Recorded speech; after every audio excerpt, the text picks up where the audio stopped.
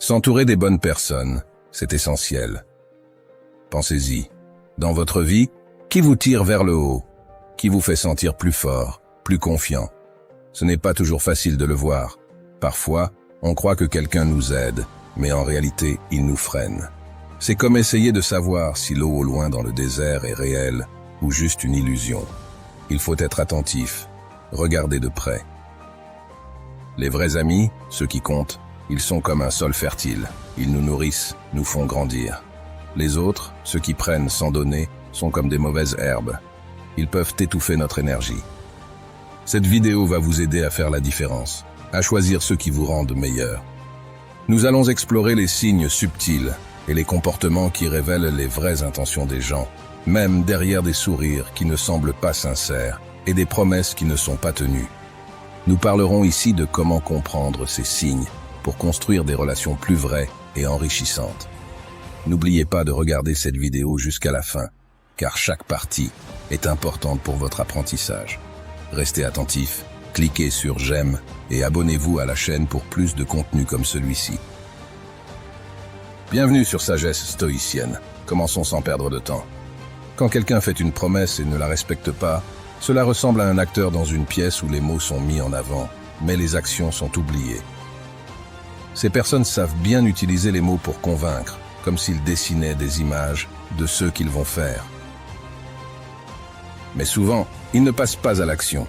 Ils donnent l'espoir de faire quelque chose, mais quand vient le moment de concrétiser, ils ne sont pas là. Ce modèle se répète. Au moment où leur soutien est le plus nécessaire, ils disparaissent, laissant derrière eux déception et désillusion. Leur absence en temps de besoin n'est pas qu'un manque de fiabilité, mais un indicateur clair de leurs vraies intentions.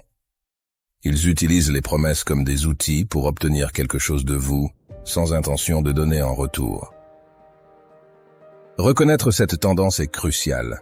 Elle nous aide à distinguer entre ceux qui valorisent les relations basées sur le respect et le soutien mutuel, et ceux qui voient les relations comme un moyen d'obtenir un bénéfice personnel. Pour ceux qui ont été déçus, c'est une leçon difficile mais précieuse. Toutes les promesses ne sont pas sincères. Identifier ce comportement est essentiel pour reconnaître les personnes qui cherchent à tirer profit des autres. Cette tendance de ne pas respecter les promesses est un comportement qui parle plus fort que les mots les plus convaincants. Elle révèle la vraie nature et les intentions d'une personne. En apprenant à reconnaître ce schéma, on devient plus apte à naviguer dans le monde complexe des relations humaines. Cela nous permet de regarder les situations avec plus de discernement, protégeant ainsi notre confiance et nos émotions. Si vous rencontrez des personnes qui vous font des commentaires négatifs ou qui vous rabaissent, il est important de comprendre ce qui se passe. Ces personnes peuvent essayer de s'élever en vous diminuant.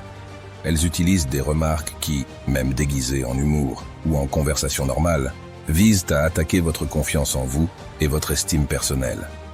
Elles peuvent minimiser vos réussites, se moquer de vos objectifs ou sembler indifférentes à vos problèmes. Ce comportement est en réalité une forme subtile de manipulation. En vous faisant douter de vous-même, ces individus cherchent à vous rendre plus facile à contrôler. En vous faisant sentir moins, ils se sentent plus forts dans la relation. Souvent, cela cache leurs propres insécurités et leurs sentiments d'infériorité. En rabaissant les autres, ils essaient de masquer leur propre vulnérabilité. Ce genre de comportement, où l'on rabaisse les autres, n'est pas simplement désagréable. Il révèle aussi un manque de capacité à établir des relations positives et mutuellement respectueuses. Il est essentiel de le reconnaître non seulement pour comprendre les intentions cachées derrière ces paroles, mais aussi pour protéger votre bien-être émotionnel. Je vais vous raconter une petite anecdote personnelle. Un jour, en allant à la boulangerie, j'ai vécu une situation assez révélatrice. Tandis que je choisissais mon pain, une personne derrière moi dans la file a lancé un commentaire désobligeant sur mon choix, insinuant que je manquais de goût. Elle semblait vouloir me rabaisser devant les autres. Physiquement et même mentalement, j'avais l'avantage sur cette personne. Mon ego me soufflait que je pourrais aisément la remettre à sa place, la tacler avec des mots tranchants. Il aurait été tellement facile de lui répondre avec mépris, de l'écraser sous le poids de mes mots. Mais j'ai choisi une autre voie. Je me suis rappelé que réagir avec colère ou arrogance ne m'apporterait rien de bon. J'ai pris une profonde respiration, me rappelant que les paroles de cette personne ne définissaient pas qui j'étais. Avec un sourire calme, j'ai simplement hoché la tête et continué mes achats. J'ai laissé ce commentaire derrière moi, refusant de laisser cette interaction perturber ma paix intérieure. Cette expérience m'a enseigné qu'il est souvent plus fort de choisir la retenue et la sérénité, même lorsque nous sommes tentés de répondre avec force. En fin de compte, choisir la voie de la dignité et du respect, tant pour soi-même que pour les autres, est la marque d'une grande maturité et sagesse. Parlons du bénéfice unilatéral dans les relations, où une personne profite toujours aux dépens de l'autre. Cela peut arriver de plusieurs façons. Financièrement, cela peut être quelqu'un qui emprunte souvent de l'argent ou des choses, mais ne les rend jamais. Sur le plan émotionnel, cette personne pourrait toujours demander du soutien et de l'attention, mais ne rien offrir en retour. Pratiquement, elle pourrait toujours demander des services ou de l'aide, mais ne jamais être disponible quand c'est à son tour d'aider. Ce genre de relation est comme un parasite qui prend tout et ne donne rien. Avec le temps, la personne qui donne se sent vidée, que ce soit émotionnellement, financièrement ou en termes de temps, et finit par être épuisée et insatisfaite. Les personnes qui agissent ainsi sont souvent centrées sur elles-mêmes et manquent d'empathie. Elles voient les relations comme des transactions, en cherchant toujours ce qu'elles peuvent obtenir, plutôt que de penser à ce qu'elles peuvent apporter. Cette manière de voir les relations est mauvaise, car elle oublie l'importance du respect mutuel et de l'équilibre entre donner et recevoir. Pour reconnaître ce comportement, il faut être attentif à l'absence de réciprocité et au sentiment d'être toujours celui qui donne sans rien recevoir en retour. Il est important de se demander si vos interactions vous font vous sentir valorisé et respecté, ou plutôt utilisé et négligé. Maintenant, parlons du mépris des besoins ou sentiments dans les relations, une situation où vos émotions et vos désirs sont souvent ignorés ou peu considérés. C'est comme si, dans un jardin, on ne s'occupait que d'une seule fleur en négligeant toutes les autres. Dans ces interactions, les besoins de l'autre personne sont toujours mis en avant, tandis que les vôtres sont laissés de côté ou oubliés. Ce mépris se manifeste de plusieurs façons. Il peut apparaître quand vos besoins émotionnels sont régulièrement ignorés, sans soutien ni compréhension de votre partenaire, surtout quand vous êtes vulnérable. Vos opinions et choix peuvent aussi être négligés, votre voix étouffée par celle de l'autre. Vos réussites pourraient ne pas être reconnues ou vos difficultés minimisées. Ce n'est pas juste un manque de sensibilité, c'est un comportement calculé pour garder un avantage dans la relation. En ignorant vos sentiments et besoins, l'autre personne crée un environnement où vous vous sentez moins confiant et plus influençable. C'est une forme subtile de manipulation émotionnelle avec un impact important. Cette dynamique est très nocive car elle touche à l'essentiel du bien-être émotionnel. Être entendu, compris et valorisé est crucial. Lorsque ces besoins sont constamment ignorés, cela peut diminuer votre estime de soi et vous faire sentir isolé, même si vous êtes dans une relation. Pour gérer cette situation, il est important de reconnaître les signes de négligence émotionnelle. Cette prise de conscience vous aide à vous éloigner des relations toxiques et à chercher des connexions où règne la réciprocité, le respect et le soin mutuel. Nous allons aborder un sujet particulièrement délicat dans les relations, la manipulation émotionnelle. Cette forme de comportement toxique est souvent difficile à détecter au début, car le manipulateur se montre sous un jour attentionné et bienveillant. Mais cette image bienfaisante cache rapidement des intentions plus sombres. La manipulation émotionnelle démarre souvent de manière subtile. Au début, le manipulateur peut se montrer extrêmement attentionné et à l'écoute, gagnant la confiance de sa cible. Mais peu à peu, cette façade s'effrite pour révéler une stratégie visant à provoquer de l'anxiété, un sentiment d'insuffisance ou de culpabilité chez la personne manipulée. Le manipulateur devient un expert en jouant avec les émotions, alternant les éloges et les critiques sévères, les moments d'attention et les périodes d'indifférence. Il s'agit d'un jeu dangereux, où la personne manipulée se retrouve à la recherche constante de l'approbation du manipulateur. Prenons l'exemple d'un jardinier et d'une plante. Un jardinier aimant s'occupe de sa plante avec soin, en lui fournissant juste ce qu'il faut d'eau et de lumière. À l'inverse, Un manipulateur émotionnel agit comme un jardinier négligent, inondant la plante d'attention, puis la laissant se dessécher. Ce comportement crée une dépendance émotionnelle où la personne manipulée oscille entre le besoin d'approbation et la crainte de la désapprobation. Cette manipulation émotionnelle est une attaque directe sur le bien-être émotionnel. Le manipulateur peut minimiser vos réussites ou exagérer vos échecs, vous gardant dans un état constant de doute. Il peut tordre les faits pour vous faire sentir coupable pour des comportements normaux, vous forçant à vous excuser sans cesse. Dans ces relations, le pouvoir est toujours déséquilibré. Le manipulateur contrôlant sait très bien quand donner ou retirer son affection.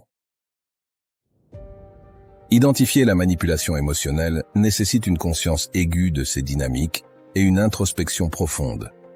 Il s'agit de reconnaître les schémas où vos sentiments sont manipulés et de comprendre l'impact de ces interactions sur votre identité et votre bien-être émotionnel. Imaginons un arbre solitaire dans un paysage désertique, comparé à un arbre soutenu par une forêt florissante. C'est une métaphore d'une relation où une personne ne montre pas de soutien sincère pour votre bien-être. Dans cette relation, vous vous sentez seul, comme l'arbre isolé, sans soutien véritable. Vos objectifs et défis sont accueillis avec indifférence ou un soutien superficiel.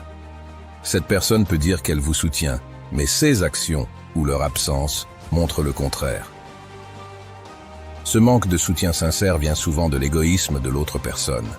Ils ne s'intéressent à vos réussites ou échecs que lorsqu'ils ont un impact sur eux. Ils voient les relations comme des échanges, mesurant leur soutien en fonction de ceux qu'ils peuvent en retirer. Cette attitude crée un déséquilibre, où vous donnez constamment effort, attention, ressources, et l'autre personne prend sans donner en retour. Vous pouvez vous sentir peu valorisé et invisible. Prenez le temps de réfléchir sincèrement à l'équilibre dans vos relations.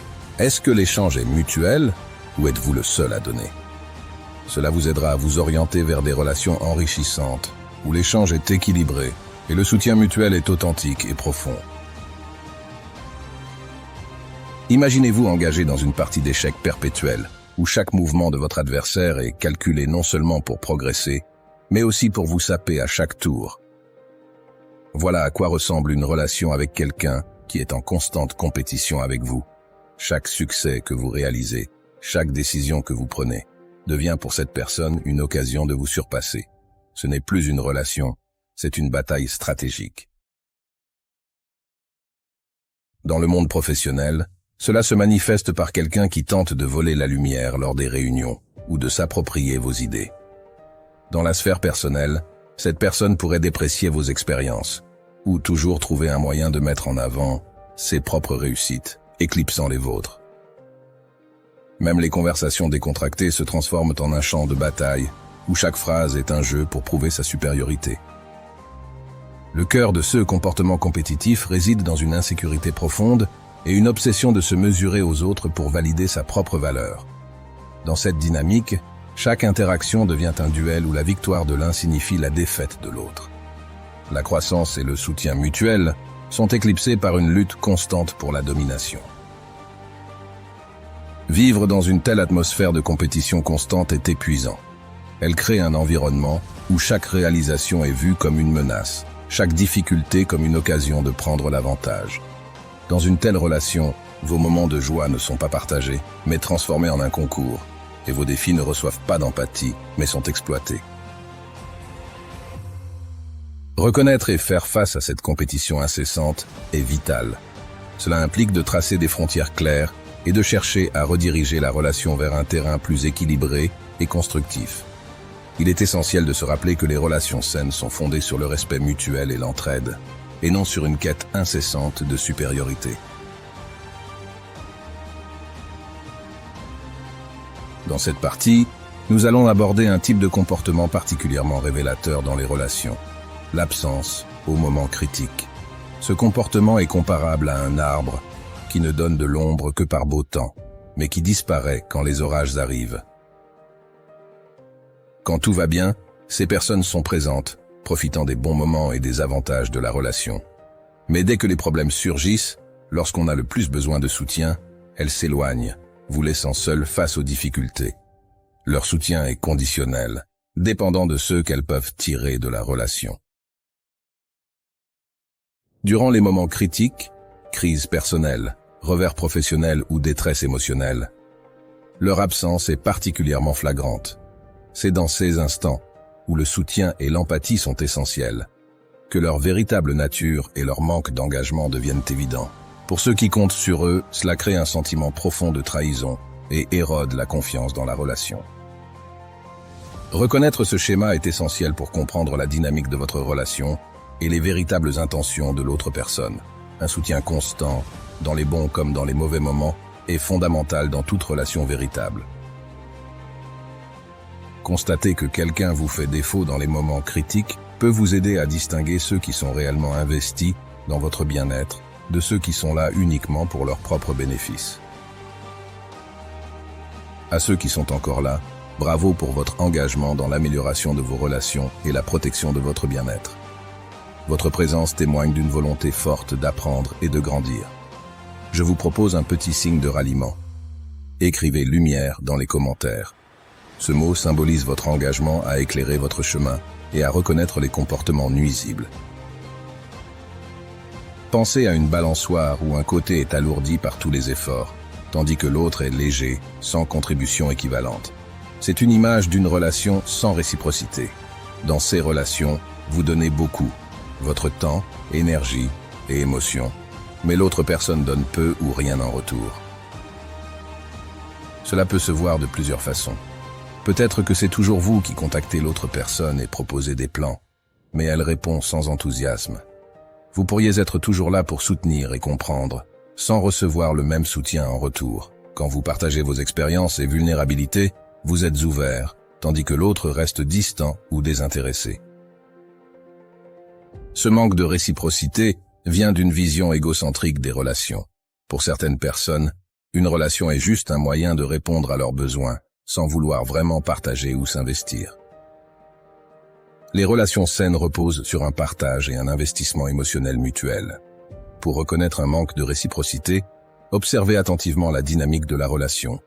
Demandez-vous si les efforts sont partagés ou si c'est toujours vous qui faites le plus. Évaluez honnêtement si la relation vous enrichit ou vous épuise et si elle est équilibrée ou non. Rappelez-vous que la tranquillité d'esprit se trouve non pas en cherchant plus de ce que l'on reçoit, mais en appréciant ce que l'on a déjà. La réciprocité n'est pas toujours dans l'équilibre des actions, mais dans la paix de savoir que l'on a agi avec intégrité et authenticité. Parler des autres derrière leur dos, ou les ragots, c'est comme une épée à double tranchant. D'un côté, partager des ragots peut créer un faux sentiment de confiance et de complicité. On pourrait croire qu'une personne se confie à vous en partageant des ragots, vous faisant sentir inclus dans un cercle privilégié. Mais l'autre côté est beaucoup plus dangereux. Cela peut signifier qu'ils trahissent votre confiance en utilisant vos propres secrets ou informations privées comme sujet de ragots avec d'autres. Ce genre de trahison va au-delà de la simple violation de la confiance. C'est un acte stratégique qui mine votre sentiment de sécurité et d'intimité dans la relation. Ces personnes montrent un mépris total pour la confidentialité et le respect des informations personnelles. Elles utilisent les ragots comme un moyen de manipuler les relations sociales, en se plaçant au centre des informations. Elles peuvent déformer les faits pour influencer les opinions, créer des alliances ou semer la discorde, toujours à leur avantage. Cette approche transactionnelle des relations considère les gens et les informations confidentielles comme des outils à utiliser pour leurs propres fins. L'impact de cette attitude sur la victime est profond, créant un environnement de méfiance et d'insécurité. Cela peut nuire aux relations, à la réputation et à l'estime de soi de la personne concernée. Pour se protéger, il est important d'être attentif à la façon dont une personne parle des autres quand elles ne sont pas là, et d'être prudent avec les informations que vous leur confiez. Observer leur respect de la confidentialité et leur tendance à colporter des ragots peut vous en dire beaucoup sur leur caractère et leurs intentions. Il est essentiel de reconnaître et de gérer ce comportement pour préserver votre dignité et assurer le respect de vos limites personnelles. La disponibilité sélective décrit une relation où vous êtes toujours là, mais l'autre personne ne l'est pas. C'est comme une conversation téléphonique, où vous êtes la seule personne à répondre. Vous êtes toujours disponible, à l'écoute, prêt à aider ou à soutenir. Vos temps, émotions et ressources sont toujours accessibles pour eux. En revanche, l'autre personne se fait rare et imprévisible, comme une comète qui n'apparaît que de temps en temps et à ses conditions. Cette différence de disponibilité n'est pas due à un emploi du temps chargé ou à des priorités différentes. C'est un choix délibéré de leur part. En se rendant indisponibles, ils maintiennent une distance et contrôlent la relation. Vous vous retrouvez souvent à les attendre, appréciant chaque moment qu'ils vous accordent. Dans ces relations, vos tentatives de connexion sont souvent ignorées. Vos messages restent sans réponse, vos appels ne sont pas retournés, vos besoins sont négligés.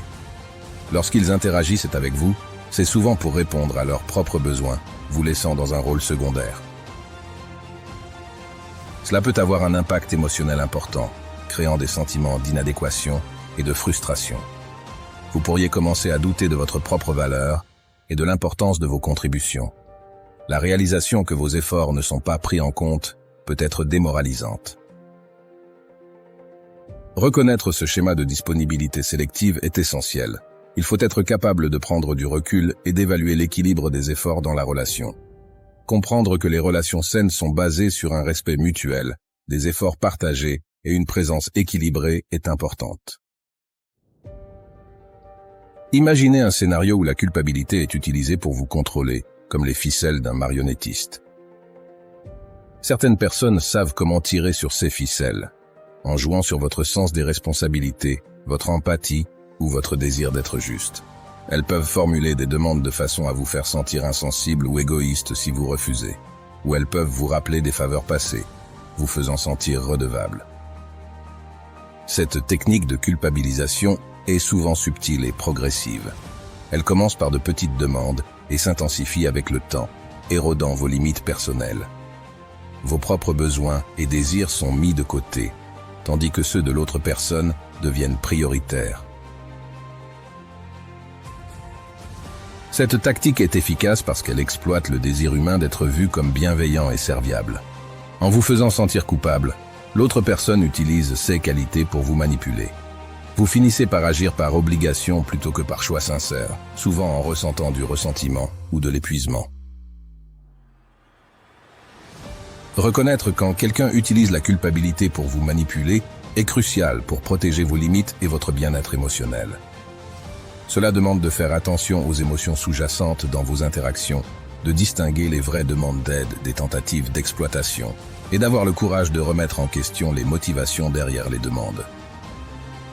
Il est important d'affirmer votre droit de dire non sans vous sentir coupable.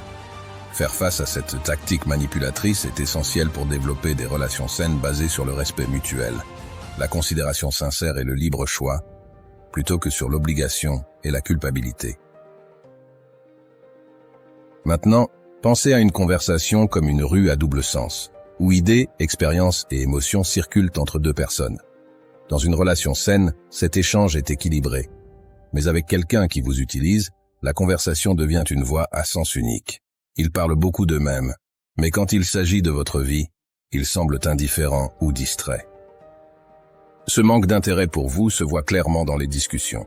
Ces personnes peuvent parler longuement de leur vie, s'attendant à ce que vous écoutiez et compatissiez. Mais quand vous commencez à parler de vous, ils deviennent désintéressés, changent de sujet ou montrent de l'impatience. Vos histoires et problèmes ne semblent pas les intéresser. Ce comportement n'est pas juste un manque de bonne manière, c'est un signe clair de leur priorité et intention. En se concentrant uniquement sur eux-mêmes, ils placent leurs besoins et opinions au premier plan, vous reléguant au rôle de spectateur dans la relation. Cela peut être très frustrant et décourageant. Le besoin humain d'être entendu et compris n'est pas satisfait, ce qui peut affaiblir la relation. Vous pouvez vous sentir comme un accessoire dans leur vie, plutôt que comme un partenaire égal. Ce manque d'intérêt pour vous est important. Cela nécessite de prêter attention à la dynamique de vos interactions et de comprendre l'effet émotionnel de ce déséquilibre. Une persistante absence de respect dans une relation, c'est plus qu'un simple dérapage occasionnel. C'est un problème constant qui se manifeste de différentes manières. par des commentaires dénigrants, des attitudes condescendantes ou un manque de considération pour vos sentiments et limites. Ce manque de respect peut être subtil, comme une accumulation de petites offenses, ou plus flagrant, comme des insultes directes. Imaginez un jardin où le respect est l'engrais nécessaire pour la croissance. Sans respect, la relation devient un terrain stérile où rien ne peut s'épanouir. Chaque interaction devient difficile, marquée par le mépris et l'indifférence. La personne qui manque de respect utilise souvent ce comportement pour affirmer son contrôle sur la relation, en diminuant l'autre pour garder la main. Ce manque de respect constant endommage les fondations mêmes de la relation. Les désaccords ne sont plus résolus avec empathie, mais deviennent des confrontations. Cela perturbe la dynamique normale de la relation, rendant difficile un retour à un état de respect mutuel. Il faut observer le comportement global et comprendre que le respect se trouve dans les petites choses du quotidien, pas seulement dans les grands gestes. Le respect se voit aussi dans la façon dont on gère les désaccords. En conclusion, une absence persistante de respect dans une relation est un signe clair que l'autre personne ne vous voit pas comme un partenaire égal, mais comme un moyen d'atteindre ses propres objectifs. Ce manque de considération pour vos sentiments et votre dignité est l'indicateur d'une relation déséquilibrée et malsaine. Reconnaître ces traits est essentiel pour toute personne qui valorise son estime de soi et cherche des relations fondées sur le respect mutuel et l'égalité. J'espère que cette vidéo vous a été utile. Si vous avez suivi jusqu'ici, montrez votre engagement en partageant vos réflexions dans les commentaires. Écrivez « sagesse » pour nous montrer que vous avez pris le temps de comprendre ces concepts importants. Si vous découvrez notre chaîne, n'oubliez pas de vous abonner pour plus de contenu comme celui-ci.